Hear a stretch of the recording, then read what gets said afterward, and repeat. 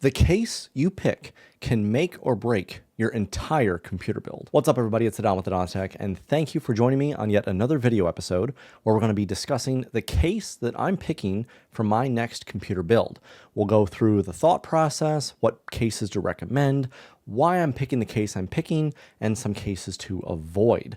There's a lot of different information out there on cases, but it really just comes down to practicality, ventilation, and then just the quality of how they're built. So if you remember the past two episodes, we've picked a Strix Z890E gaming Wi-Fi board, Intel-based, with this Core 7 Ultra.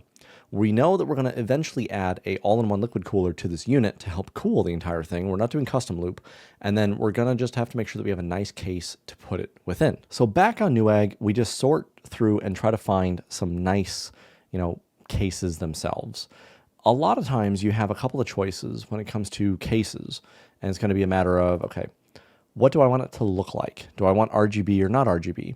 Do I want tempered glass? Do I want just complete flat side panels? Do I want a certain color? Do I want like this fractal one, that kind of like brown aesthetic to it? Is it going to be small enough or big enough to fit on my case? Do I want to wall mount it like the Leon Lee 011DX? Check out that video. Or do I want it to just be something that sits out of the way and nobody looks at it? So you have a couple of those choices. And when I've done builds with cases, I always generally rate them as, is this a good case to build in and what I want to build in that case again? More often than not, the Corsair cases end up being a yes, and a lot of these other cases end up being an astounding no, I don't want that again. So as always, I like to sort by sold by Newegg, and if you have an idea of what your case is going to be and what you want it to look like, you can kind of do your own personal searching through here. There's not really any wrong answers when it comes to a case. There's just some that, there can be some wrong answers, but there's some that are more well built out than others. The cases themselves really benefit from having a lot more airflow, and long gone are the days of having airflow and fans on the side chassis. Now we just have tempered glass. We used to have fans on those cases back in the day. It was kind of cool. But now you have usually tempered glass on the front, or 3 fans in the front, 3 fans on the rear side, 1 or 2 fans on the rear and the back, and then some fans on the bottom. I definitely recommend cases that have a fan configuration that allows for fans on the bottom, because that can intake air in through the bottom and push it onto the graphics card and then exhaust it out of the top. It's really a nice thing to see, because otherwise they just kind of heat up and everything in the bottom. It does require some configuration changes and usually a bigger case to put the power supply somewhere else, but that's a willing, to have trade-off. Phanteks makes excellent cases. NZXT makes some pretty good cases. Corsair makes fantastic cases, and Leon Lee also makes some fantastic cases. We're just going to pick one out of the blue here. I've done several builds in this Corsair 5000D. This is the airflow. They have the RGB. They've got the RGB, and they've got the RGB. The main difference you can see here, this one has glass on the front and comes with 3 fans. This one might not come with any fans or any RGB and just has the mesh on the front. But we just want to kind of look through and talk about some of the features of the cases first to kind of give an overview and know what we're looking for. So this case, it will show you the millimeter of the radiator that you can fit in it. And that's where, depending on what radiator you're going to pick, really will determine the case you can get overall. Because you want to have a case that can fit all of your fans and all your cooling components. So we're going to be getting a 360 millimeter all-in-one. That's a spoiler for video number 7 or something. And we know that we're going to put it on the top. So we already kind of know where that's going to go. And with this particular system, this case here would fit those needs, because it can do the 360 on the top, on the side, maybe in the front as well. Yeah, it would be able to do the on the front as well. It's got the GROM, it's got all the needs and everything. It's quite a nice, simplistic, easy enough case to build with. They've got easy cable routing, and you're just going to have a lot of cables. So it's just something you're going to have to deal with. Look at some people that have done some builds here. That's kind of what it would look like with this, amount of fans. It's definitely interesting because it doesn't have any cables. It just has the actual build, but I'm not rating anything here. When it comes to cases, there's these types right here, right? And there's a lot of them. And the primary ones you want to stick with are going to be ATX full tower, ATX mid tower. Micro ATX, mini ATX, mini ITX, mini tower, EATX cases, all those sort of things, small form factor, are not necessary for most builds. So usually it's just going to be full tower and mid tower, because that's going to give you the biggest range of cases. And these other ones are a little bit more specialized. So we don't really want to focus on those. We want to go for the ones that we know will fit our current components. And I know that once Leon Lee started with the case that I have built on my wall, the 011DX, this one right here. This sort of case, this is actually the mini version, I think. But when they came out with this case back several years ago, it took the market by storm. People loved it. That sleek system is really, really nice looking. And this has everything that I would say that you would want. It's got 3 fans on the rear, 3 fans on the bottom, 3 fans on the top, 6 on the top actually, and then 1 in the side. Fantastic layout.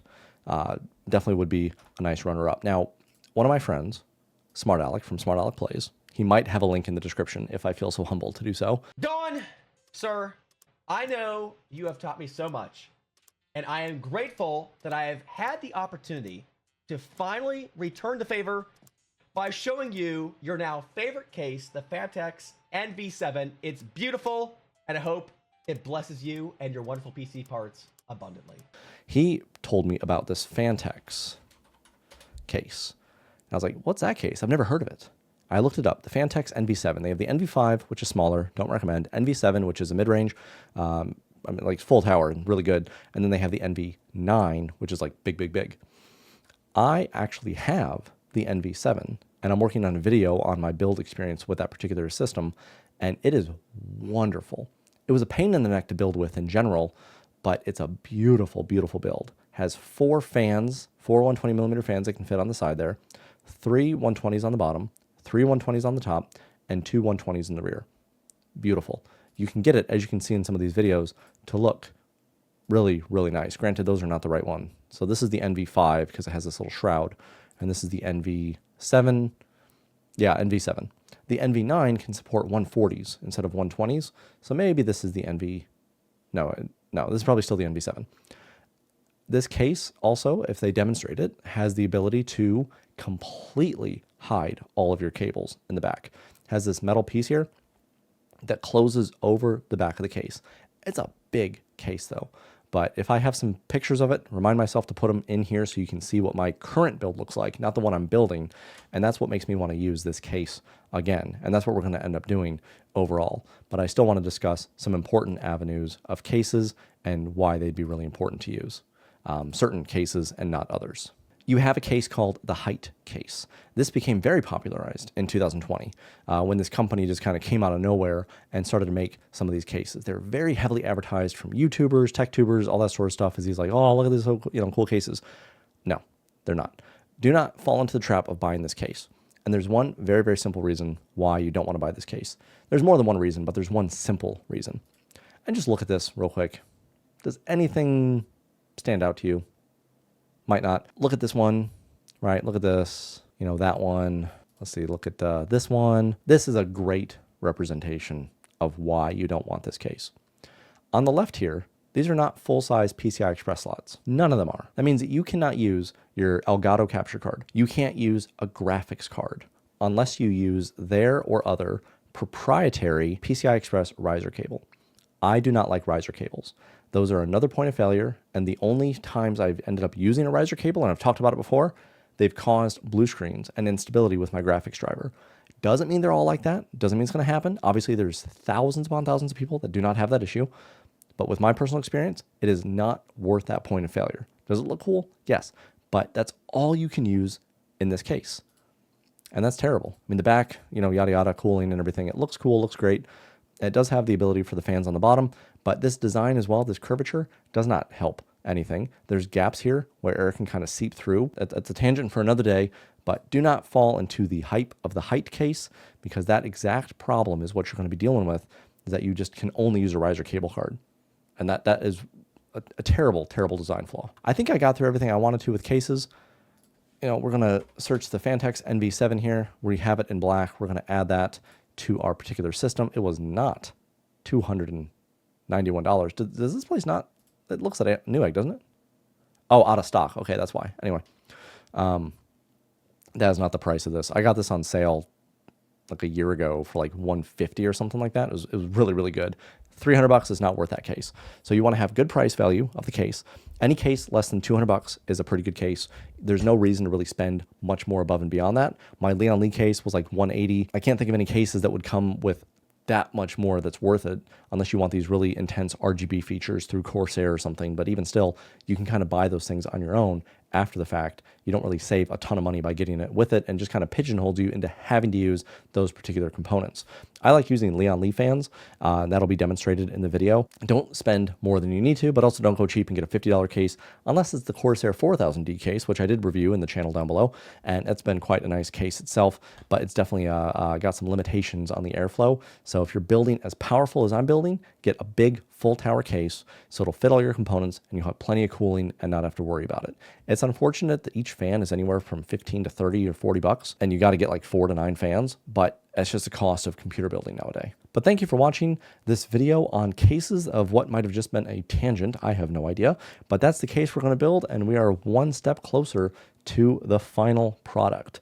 The next video is going to be focusing on RAM, where we're going to compare and see what RAM is going to be best with our build and our needs. So subscribe to see that video. Remember, this has been the Don with the Don Tech, and the Dons got your back.